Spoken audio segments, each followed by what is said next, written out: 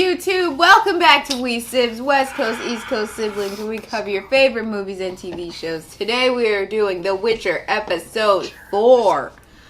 With your 3 biggest takeaways from this episode. Jay, start us off. First and foremost, we're seeing right now everyone in this episode was making their way to Sintra.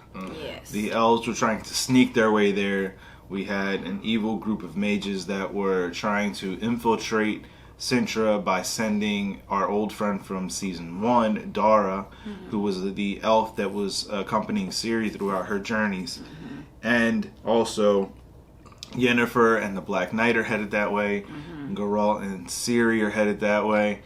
And it just seems that there's going to be a very, very big thing going down. I'd even go as far as to say that's probably where, because of the way that this series is moving and how slow it's been moving, I think that's probably where the season finale is going to take place. Oh, yeah. Because everybody, you know. Yeah. And it's funny because in the last season, we didn't really know where the final battle was going to take place because everybody was missing this person, missing that person, and it all came together. But here, we can see it like halfway through the season. Okay, at the pace that it's going, that's probably where it's going. But see, I feel like because we can see it, that's probably not where it's going to end. I think everyone is headed that way, and some people will get there, and some people won't get there. Some people will get distracted and end up going somewhere else. Like Sid was saying, it does seem as if they're trying to point us all to one direction. But at one point in the first season, I felt like where we got that final battle wasn't where we were all supposed to end up. Yeah, for sure. I think that in battle the first against season, too, though, it was out of sequence. Like, we were looking at one battle way in the past, and then another battle present day. Yeah, but we knew the coming battle was against Nilfgaard. Right. Yeah. Right, exactly. And I feel like that right now, from what we've seen, Nilfgaard seems to be in a place where they're trying to regroup. Yeah. The elves are trying to get to safety, and Ciri's trying to find out more about herself. Yeah, I think everybody is so distraught and like everything was upended by what Yennefer just did, and they haven't even seen Ciri yet. So we know the elves were going after Ciri, and then Yennefer comes and they're like, okay, we weren't prepared. Nilfgaard wasn't prepared for somebody like that. So now, like you said, they're trying to regroup. But eventually they're going to go back after Ciri. And Yennefer, like, I would imagine that eventually Geralt's going to try, they're all going to try and get back together. But right now there's, like, no coordinated anything. Like, there's no battle that's imminent. Nobody appears to have any kind of decree they're sending through the land. Like I think there is an imminent battle. Nilfgaard is coming. Yes, right. I meant overall. And Nilfgaard is uniting with the elves to attack the north. So they're attacking Sintra. They're attacking all of those northern What does kingdoms. Santa have to say about that? Santa? Chris, what the heck are you talking about? The elves. I'm sure he has something wow. to say about that. Anyway, moving on to the biggest takeaway number 2. Yeah. In Ciri's training with Geralt and trying to, improve her skills, we would see her get knocked down quite a bit.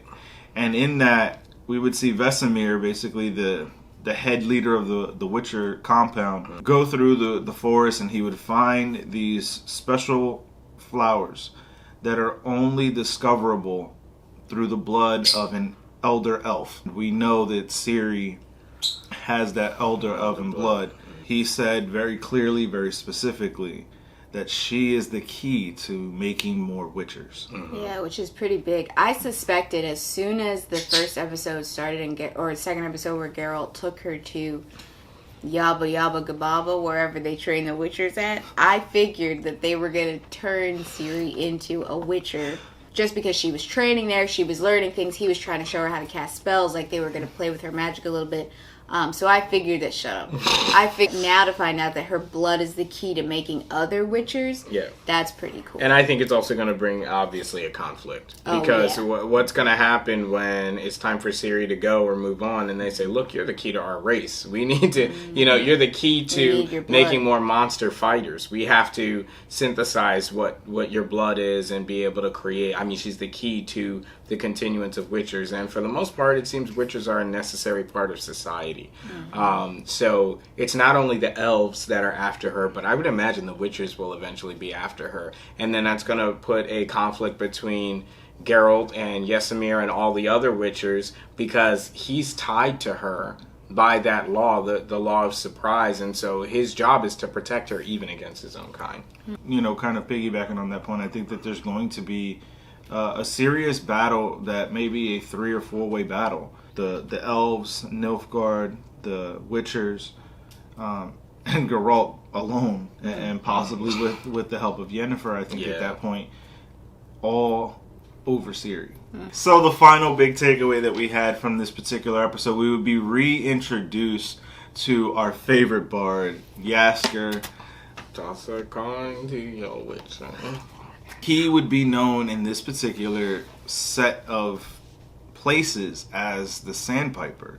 And he was almost running like an underground railroad for elves. And safely trying to pass them through and get them out of the hands of these people that were trying to hurt them and kill them, basically. So what we would see is that he would have them kind of snuck onto a ship, and as he would kind of pull his way out, he would then be disappeared, and we would see his, I don't even know, his guitar.